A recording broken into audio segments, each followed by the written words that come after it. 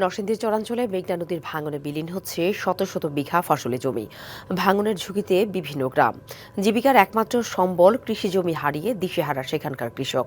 তবে মেঘনার আগ্রাসন থামাতে প্রশাসনের কোনো উদ্যোগ নেই বলে অভিযোগ স্থানীয়দের। বর্ষা আসতে ঢের বাকি, প্রকৃতিতে কেবল মধ্য গ্রীষ্ম, অথচ নরসিংদী সদর উপজেলার চরাঞ্চলে ভাঙছে মেঘনার পার। স্থানীয়রা বলছেন, বছরের পর বছর ধরে ভাঙনের কবলে নজরপুর ইউনিয়নের নজরপুর, আলীপুর ও বাহেরচর গ্রাম। গেল কয়েক বছরে বিলীন হয়েছে শত শত বিঘা কৃষি জমি। অব্যাহত ভাঙনে 3 ফসলি বিস্তীর্ণ চরাঞ্চল পরিণত হচ্ছে গভীর নদীতে। ভাঙনের ঝুঁকিতে বিভিন্ন গ্রাম। কমপক্ষে 2000 কি 4000 বিঘা সম্পত্তি এখানে ছিল।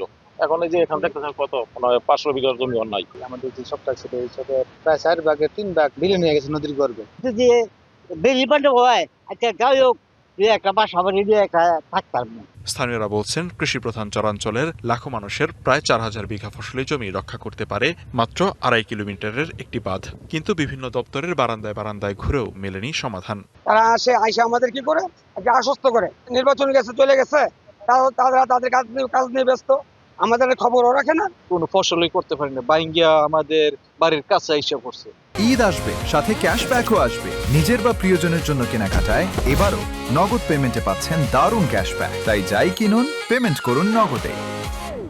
এখন যদি সরকার যদি ইচ্ছা করে তাইলে এই বেড়িবাঁধটা যদি দেয় তাইলে আমরা এই জায়গায় থাকতে পারবো, বাঁচতে পারবো। ওই অঞ্চলে সমীক্ষা করে পাঠানো হবে মন্ত্রণালয়ে। ওখানে কৃষি জমি মেইনলি ভাঙছে, এরপরে একটু পরে দূরেই বাড়িঘর আছে। কাজগুলো করতে তো আমাদের বেশ কিছু প্রসিডিউরাল ইস্যু থাকে, আমরা ব্যবস্থা নিচ্ছি। এলাকাবাসীর দাবি যে একটি বেড়িবাঁধ নির্মাণ হওয়া, সামগ্রিক চিত্র উপস্থাপন করে আমরা পানি সম্পদ মন্ত্রণালয়ে যেটি তাদের দিয়ে সেখানে আমরা একটু পাঠিয়েছি এবং আশা করছি এই বিষয়ে আমরা একটি আসল সমাধান বের করতে পারব। ফসলি জমি রক্ষায় মেঘনার ভাঙন রোধে অগ্রাধিকার ভিত্তিতে প্রকল্প নেবে সরকার, এই প্রত্যাশা স্থানীয়দের।